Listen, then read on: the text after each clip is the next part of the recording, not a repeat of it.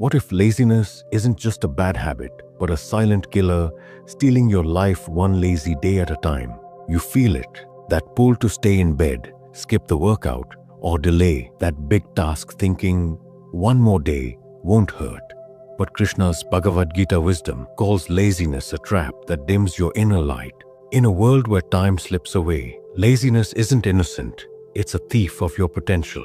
Stay with me. This truth will wake you up and spark your drive. Picture your morning. Alarm rings, but you hit snooze. You plan to finish that work project, call a friend, or cook something healthy. But the couch feels too good. The TV pulls you in, and hours vanish. You call it rest, but it's avoidance. Laziness isn't downtime. It's a fog that clouds your purpose, leaving you stuck while life moves on. I know someone, Emma, a 35-year-old graphic designer. She loved her craft but started slacking, skipping client deadlines, ordering fast food, ignoring her dream of starting a design studio. "I'll get to it tomorrow," she'd say. Months became years. Her skills rusted, her health faded, and her dream felt like a lost cause. Laziness was her invisible cage, draining her spark. Then Krishna's wisdom lit a fire in her. Krishna doesn't call laziness a sin. He sees it as ignorance that blocks your true self. In chapter 3, verse 8, he says, "Perform your prescribed duty, for doing so is better than not working." One cannot even maintain one's physical body without work. Krishna teaches, is the pulse that keeps your body, mind, and soul alive. Laziness chokes that spark, and like a garden left untended, your dreams dry up while weeds of regret grow. Think of Vidura, the wise advisor in the Mahabharata. His duty was to speak truth. Even when it was hard, laziness could have silenced him, but he acted, guiding others despite risks. Like Emma, he knew duty isn't a burden, it's the path to purpose. Emma's duty was her art and health. Yours might be your career, family, or a skill you're neglecting. So how do you break laziness's grip?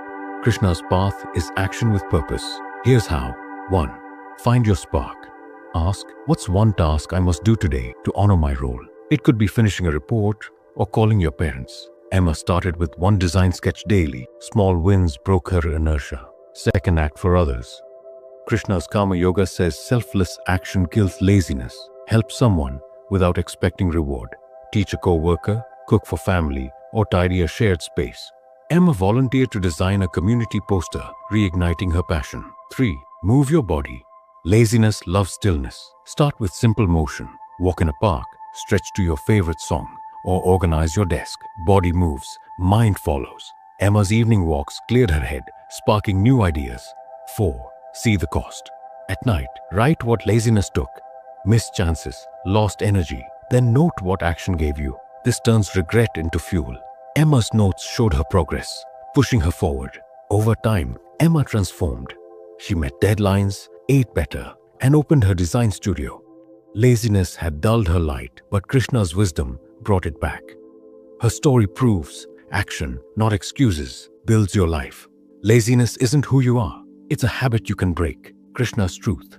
Duty ignites your potential.